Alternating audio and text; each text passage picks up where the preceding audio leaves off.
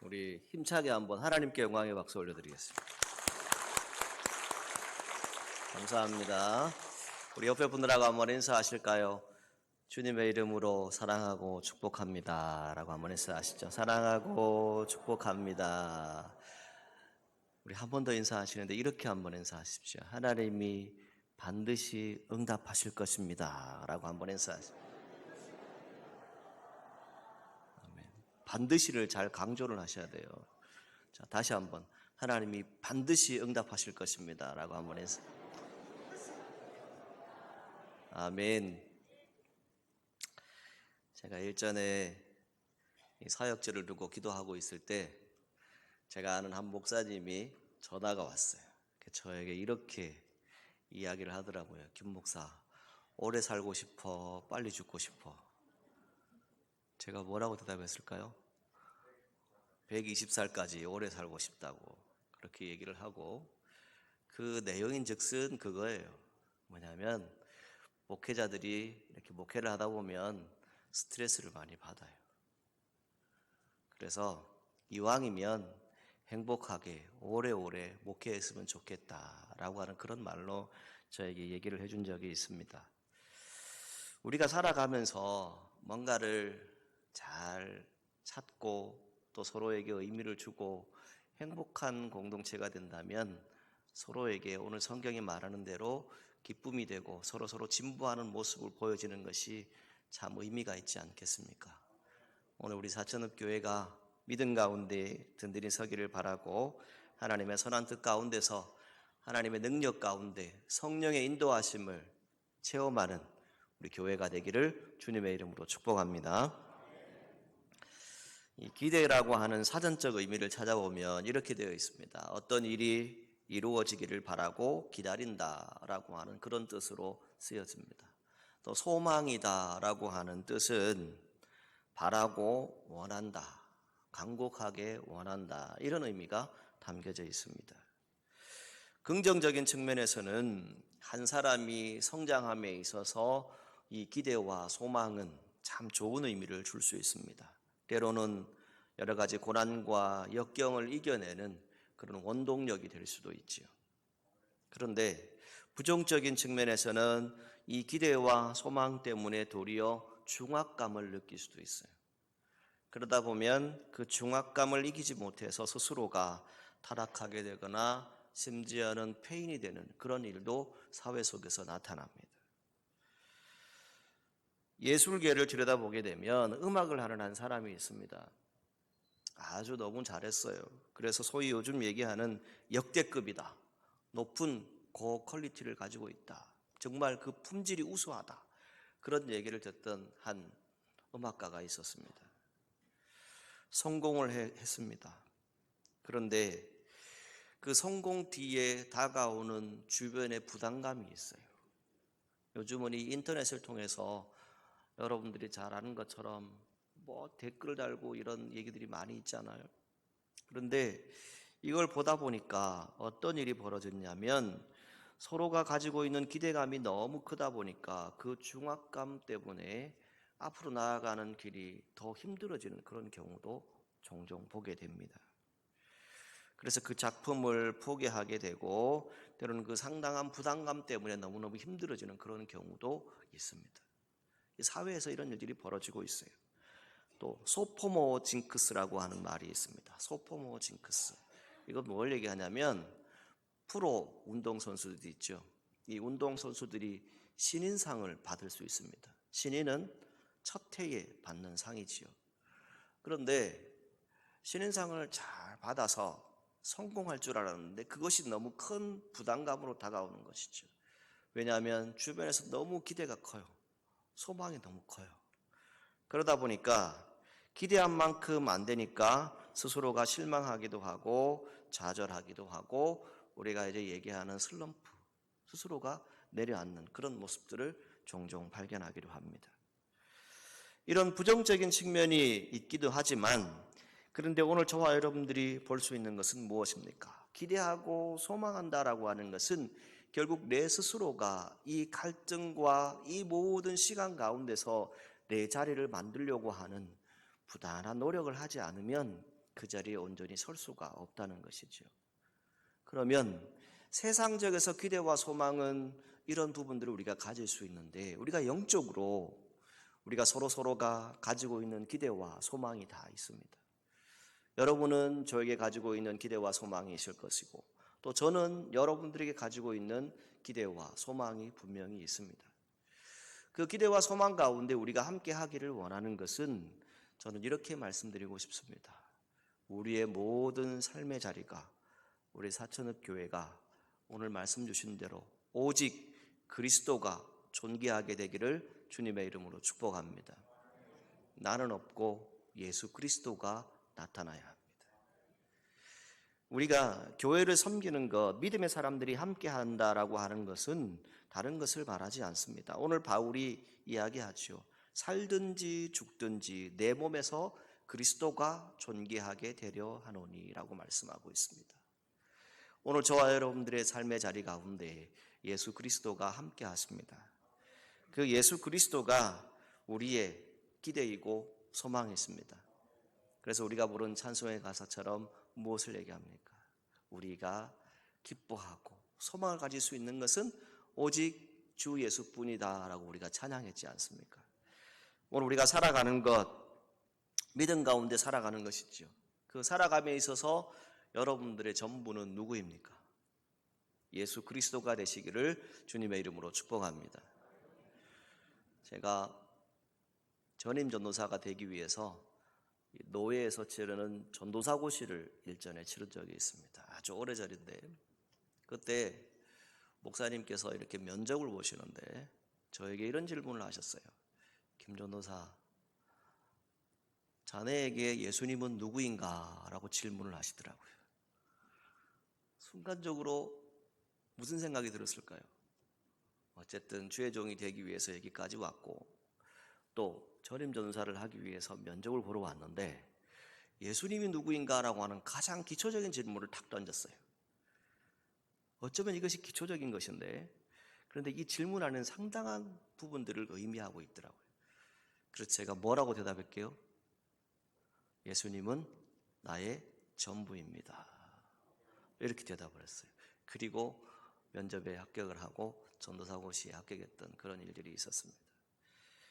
예수님이 나의 전부가 된다라고 하는 것은 결국 무엇입니까? 오늘 바울이 말하는 대로 사는 것도 죽는 것도 내게 생명이 있는 것도 내 목숨을 거둬가심도 더 하나님의 뜻 안에 있다라고 하는 것을 바울이 말씀하고 있는 거예요.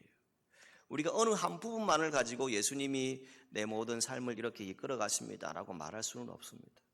우리가 살아가는 모든 삶을 들여다보면 예수님께서 저와 여러분들의 삶을 어떻게 이끌어 가고 계신지, 또 그 가운데서 무엇을 말씀하고 계신지를 우리가 발견하게 되는 것이죠. 그래서 오늘 바울은 이런 고백을 합니다. 21절에 뭘 얘기합니까? 예수님이 내 인생의 전부다. 내가 죽는 것도 유익하다. 죽는 게 유익하다라고 표현할 수 있는 것은 대단한 것입니다. 여러분, 죽는 게 쉬울까요? 그렇지 않겠지요. 그런데 여기서 죽는다라고 하는 의미는 이런 의미를 담을 수 있습니다. 우리가 예수님 믿는 그리스도인이라면 내가 목숨이 죽는 것도 있겠지만, 목숨이 끊어지는 것도 있겠지만, 우리 스스로가 가지고 있는 어떤 자존심, 우리의 가치관, 우리의 사상, 이런 것을 내려놓는 것도 죽는 것이다 라고 의미할 수 있습니다. 왜냐하면 우리가 주님을 위해서, 그리스도를 위해서 산다라고 하는데 내 스스로의 것을 자꾸 고집할 때가 많습니다. 바울이 지금 얘기하고 있는 것은 무엇입니까? 때로는 내가 죽을 수도 있지만, 때로는 내 것을 포기해야 될 때도 있지만, 그러나 그 모든 것들을 통해서 오직 예수 그리스도가 존귀하게 되기를 원한다라고 하는 이 고백이 여기에 담겨져 있습니다. 그리고 22절 말씀에 보시게 되면 무엇을 얘기합니까? 육신으로 살면 열매가 있을 것이고, 차라리 죽으면 내가 더 좋을 것 같은데, 그런데 이 갈등 가운데서 고민하고 함께하는 것은 무엇입니까? 그래도 내가 육신으로 살아서 우리와 함께 한다라고 하는 것이 너희에게 더 유익이 될 것이다 라고 말씀하고 있습니다. 그리고 살 것과 믿음의 진보, 기쁨을 위해서 함께 거할 것을 확실히 알았다라고 25절 그리고 26절을 통해서 우리에게 말씀합니다. 오늘 저와 여러분들에게 주어진 사명의 자리가 어떤 자리입니까? 그 사명의 자리는 오직 예수 그리스도입니다. 예수 그리스도만이 우리 삶의 목적이고 우리의 모든 길들을 인도하십니다. 그 믿음을 절대 포기하지 않아야 됩니다. 우리가 복음을 들었을 때 그 복음에 합당한 생활을 하기 위해서 해야 될 것을 오늘 본문 27절, 28절에 두 절에 말씀하고 있습니다. 첫 번째는 복음의 신앙을 위해서 협력하라라고 되어 있습니다. 이 협력은 단결이라고 하는 말로 또 표현할 수 있습니다. 두 번째는 대적, 즉 여러분들을 힘들게 하고 어렵게 하는 사람들이 있을 때, 때로는 영적인 권세가 여러분들에게 찾아올 때 그것을 두려워하지 말고 담대하게 주의 일들을 감당하라라고 말씀하고 있습니다. 그 모든 일들을 함에 있어서 바울이 이 빌립보 교인들에게 말씀하고 있는 것은 무엇입니까? 이 믿음의 진보, 이 기쁨의 공동체를 보니 예수 그리스도의 복음에 합당하게 생활하고 있기 때문에 그것이 나에게 기쁨이 되고 하나님께 영광이 됨을 고백하고 있습니다. 오늘 저와 여러분들이 오직 믿음에 서 있는, 정말 믿음 가운데서 하나님의 선한 뜻을 분별할 수 있는 우리 귀한 성도들이 되시기를 주님의 이름으로 축복합니다.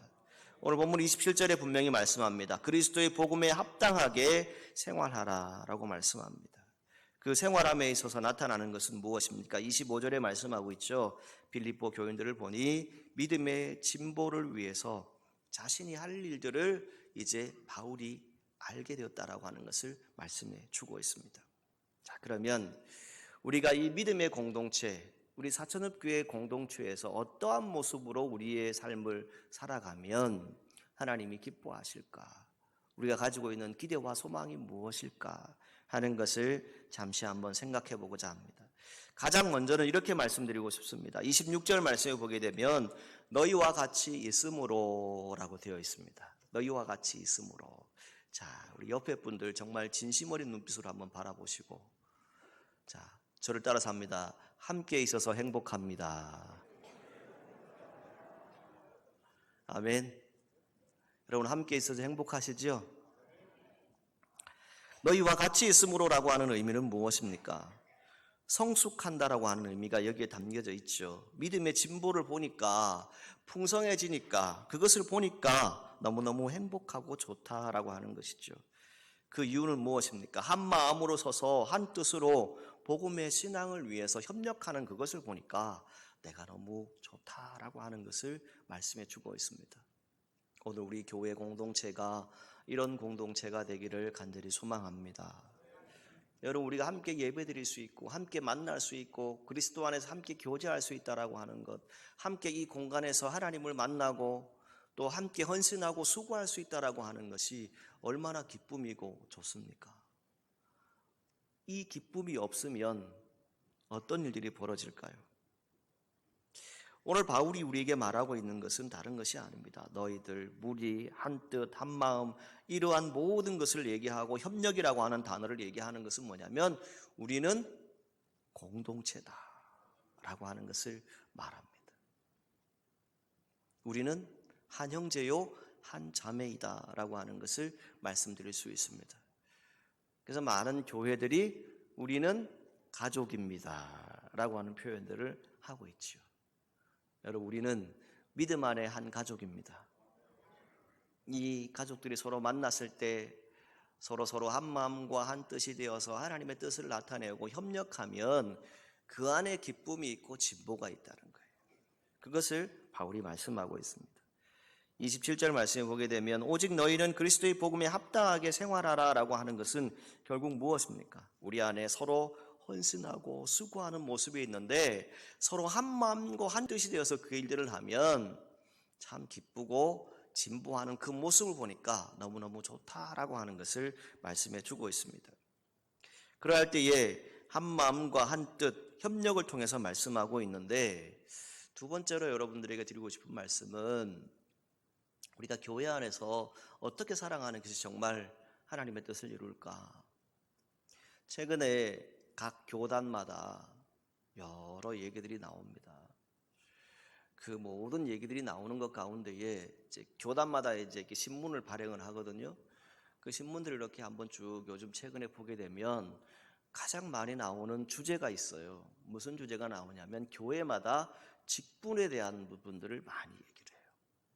교회에 장로님이 있고 권사님이 있고 집사님이 있고 성도들이 있는데 이 직분은 결국 무엇이냐?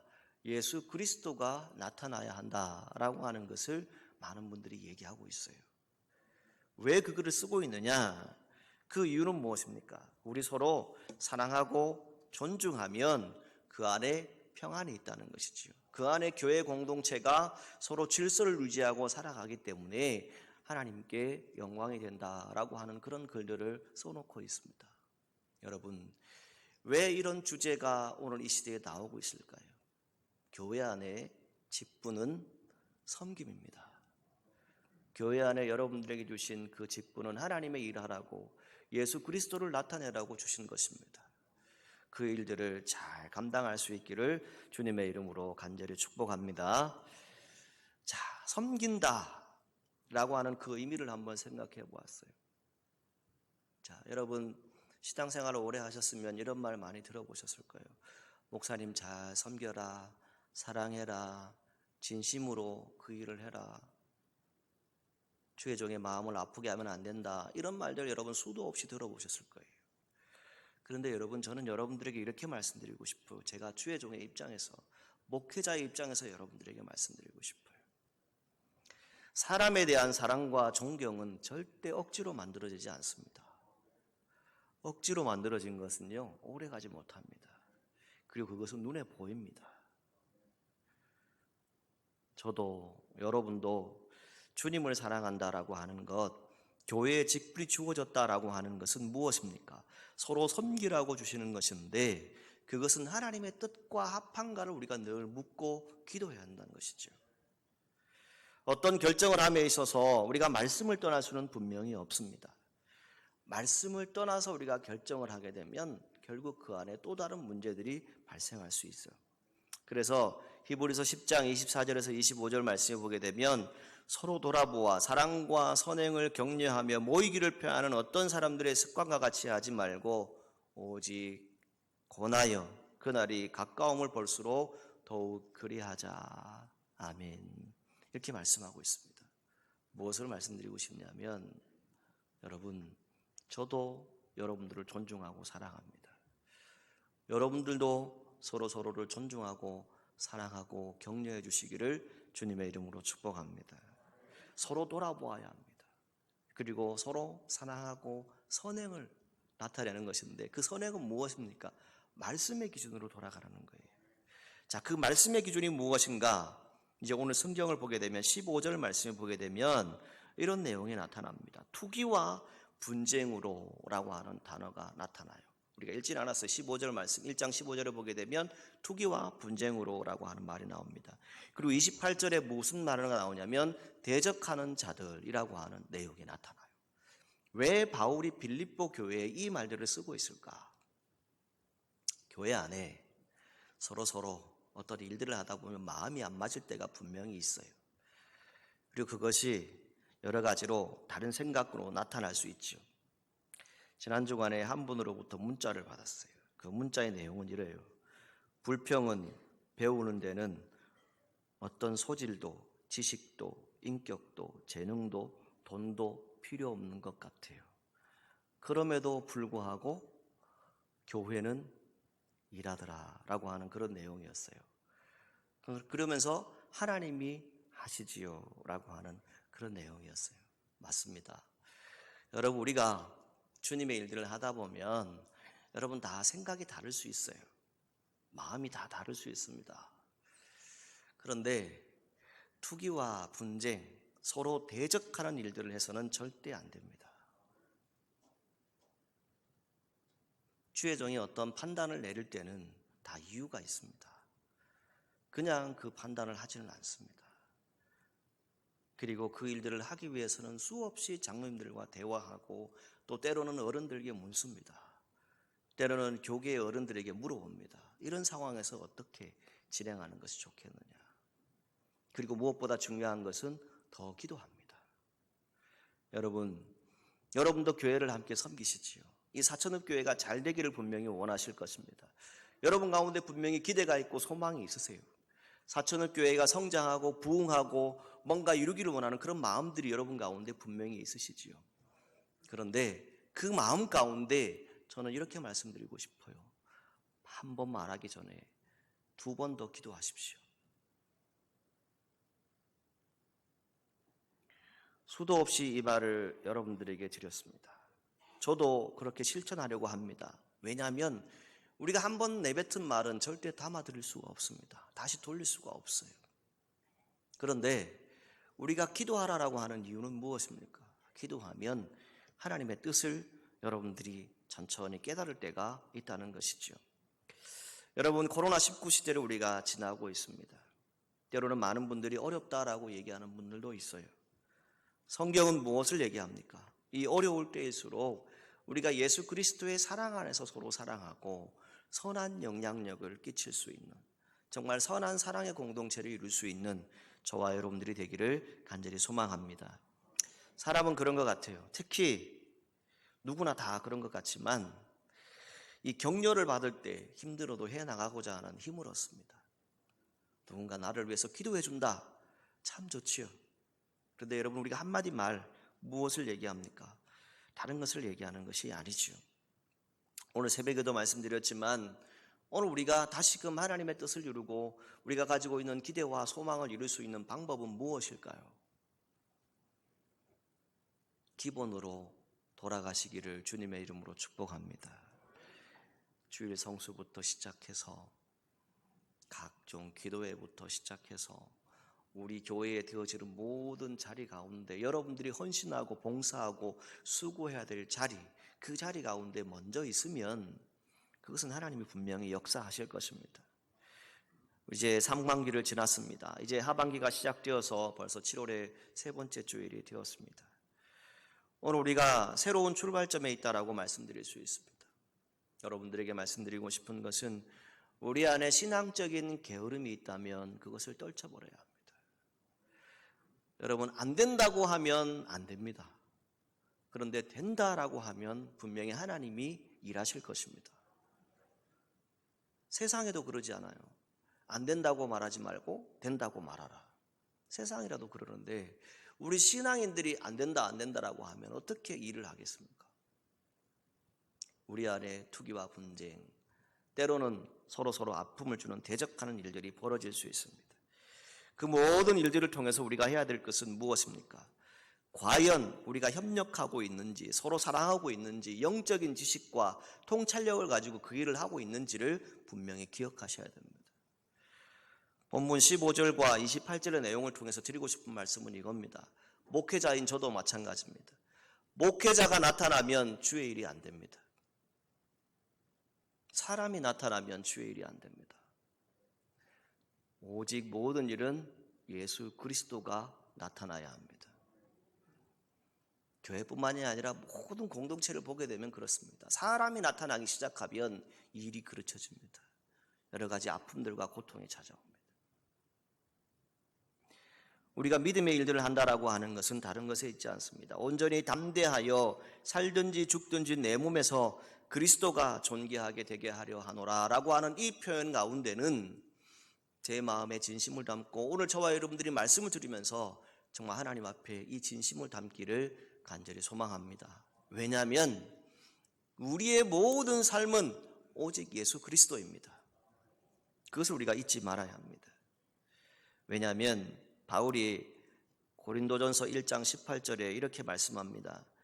멸망하는 자들에게는 미련한 것이고 구원을 받는 우리에게는 하나님의 능력이 된다라고 말씀합니다. 뭐가요? 십자가의 도가, 그것을 말씀합니다.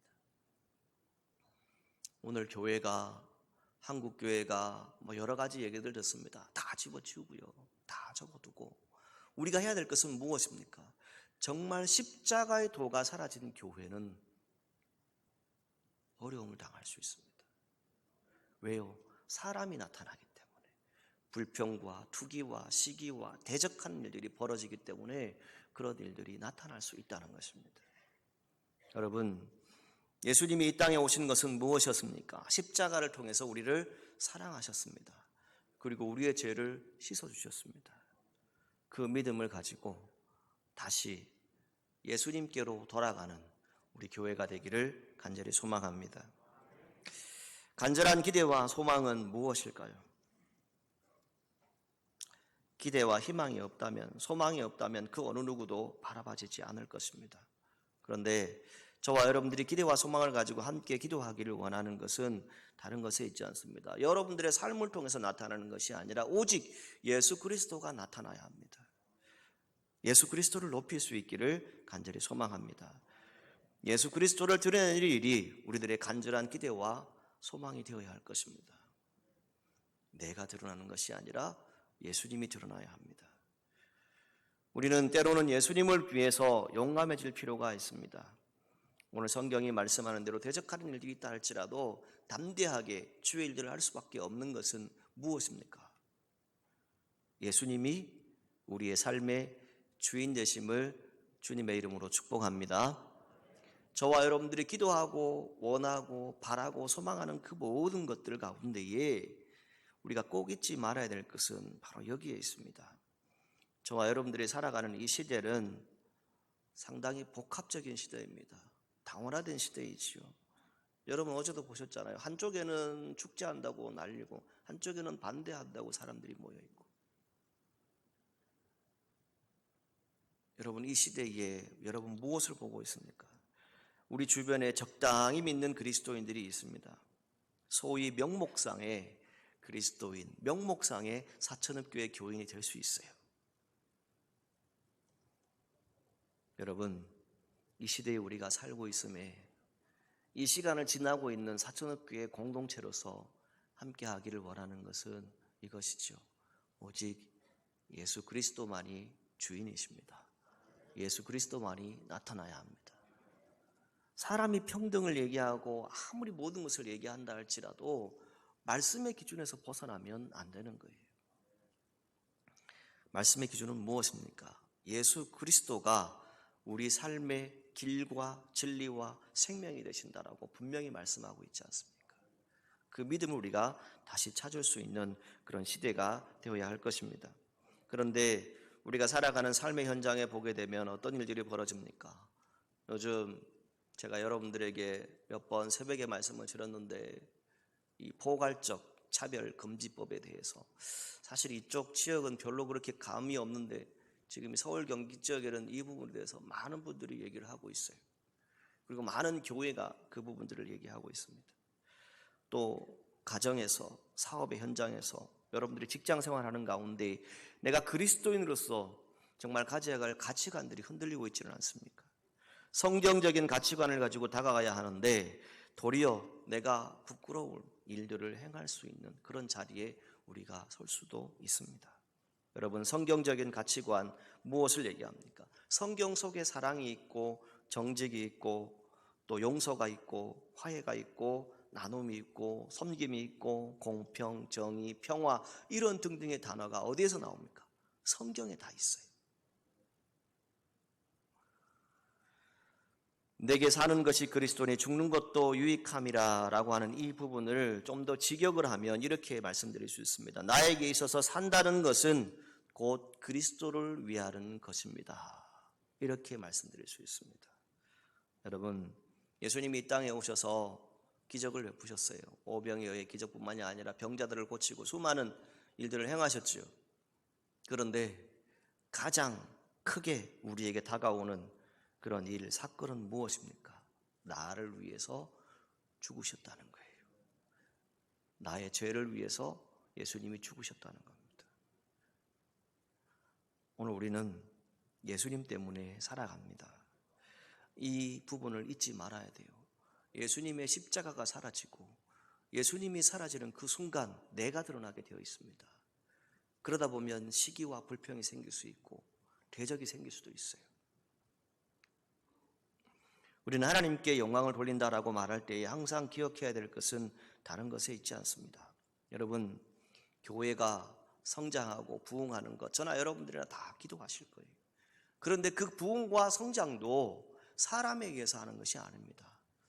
이렇게 말씀드리고 싶어요. 하나님이 일하시기를 간절히 소망합니다. 성령께서 이 가운데 함께 하시기를 주님의 이름으로 축복합니다. 솔로몬이 하나님의 전에 있었어요. 그때 여호와 하나님의 음성이 들려옵니다. 역대하 7장 12절 16절 말씀인데 그 말씀에 이런 말씀이 나옵니다. 내 이름으로 일컫는 내 백성이 그 악한 길에서 떠나 스스로 겸비하고 기도하여 내 얼굴을 구하면 내가 하늘에서 듣고 그 죄를 사하고 그 땅을 고칠 것이다. 그리고 내 눈과 내 마음이 항상 여기 있을 것이다 라고 말씀해 주셨어요. 오늘 이 말씀이 저와 여러분들에게 들려지기를 주님의 이름으로 축복합니다. 하나님이 이곳에 함께 하십니다. 여러분들이 한 마음과 한 뜻으로 하나님의 교회를 세워나가고 서로 협력하고 정말 하나님 앞에서 행하시는 그리스도인으로서의 그 생활을 하면 하나님이 기뻐하시는 그 일들을 감당하게 될 것입니다.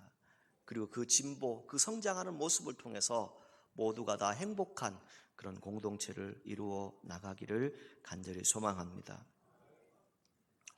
최근에 한 목사님으로부터 이런 질문을 받은 적이 있습니다. 김 목사, 이왕 한번 하는 목회 멋지게 하고 싶지 않아?